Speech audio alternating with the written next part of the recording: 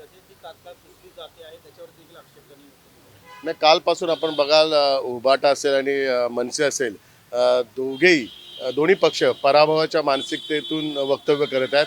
आज पण त्यांनी पत्रकार परिषद मुद्दामून 1:30 वाजता घेतली की जेणेकरून मतदारांवर प्रभाव व्हावा त्या दृष्टिकोनातून. यापूर्वीच्या पण लोकसभा आणि विधानसभेच्या निवडणुकीच्या वेळी पण बघाल आपण, त्यावेळी पण त्यांनी निवडणूक आयोगावर ताशेरे ओढले होते.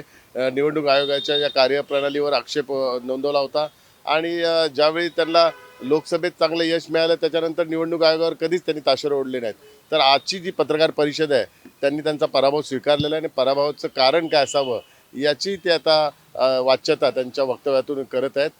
त्यामुळे शाहीच्या बाबतीत जर त्यांना तक्रार काय नोंदवायची असेल तर ते निवडणूक आयोगाला सांगायला पाहिजे, परंतु ते न सांगता ते पत्रकार परिषदेच्या माध्यमातून एक वातावरण निर्मिती करण्याचा केविलवाणा प्रयत्न करत होते.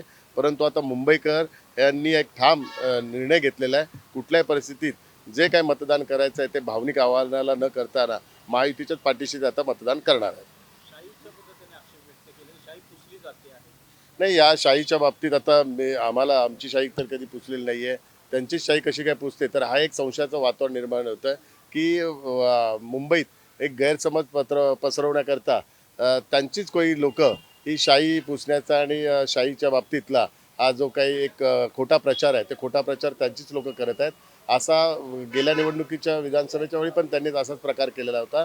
त्यामुळे आता भावनिक आव्हान करून थकलेले आहेत. कुठल्याही आव्हानाला मराठी माणूस साथ देत नाहीये, म्हणून एक एक नवीन हत्यार आता ते काढत आहेत.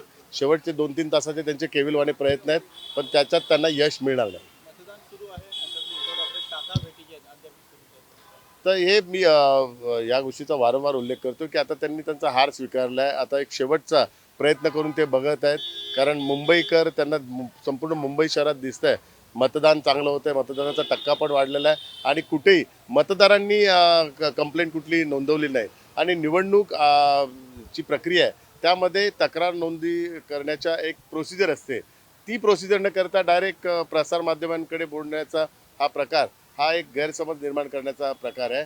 त्यांना तक्रार करायची असेल तर रीतसर त्यांनी निवडणूक आयोगाला जी कायदेशीर प्रक्रिया आहे ती कायदेशीर प्रक्रियाचं पालन करून त्यांनी जी प्रोसिजर आहे फॉलो करून तिथे तक्रार नोंदावी. त्यांच्या तक्रारीचे निवडणूक आयोग नोंदही घेईल आणि त्या संदर्भातलं कारवाई करेल. उद्धव ठाकरे म्हणतात की आयुक्तांना निलंबित करा, त्यांना निलंबित करा आणि आयुक्तांवरती कारवाई करा. हेच त्यांना आता कळलेलं की आता त्यांना त्यांचा पराभव समोर दिसून येत आहे, म्हणूनच ते निवडणूक आयोगाने आयुक्तांवर कारवाई करण्याचे त्या संदर्भातलं मागणी करत आहेत.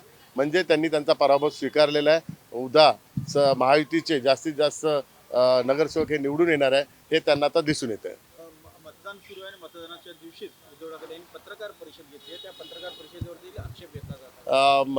आम्ही पण निवडणूक आयोगाला या संदर्भातली तक्रार नोंदवलेली आहे की मतदानाच्या दिवशी मतदारांवर प्रभाव टाकण्यासाठी आणि मतदारांमध्ये गैरसमज निर्माण करण्याकरता उद्धव साहेबांनी ही पत्रकार परिषद घेतलेली आहे. दरवेळी निवडणुकीच्या वेळी मतदारांमध्ये संभ्रम कसा निर्माण होईल आणि निवडणूक आयोगाबद्दल ताशेरे ओढून निवडणूक आयोगाच्या विरुद्ध वातावरण निर्मिती करण्याचा प्रयत्न हा उबाटाच्या माध्यमातून होत असतो. मला खात्री आहे निवडणूक आयोग ह्या संदर्भातली गंभीर दखल घेईल. पुढे जिल्हा परिषदेच्या निवडणुका आहेत, या सर्व निवडणुकांमध्ये या सर्व गोष्टींना आळा बसेल.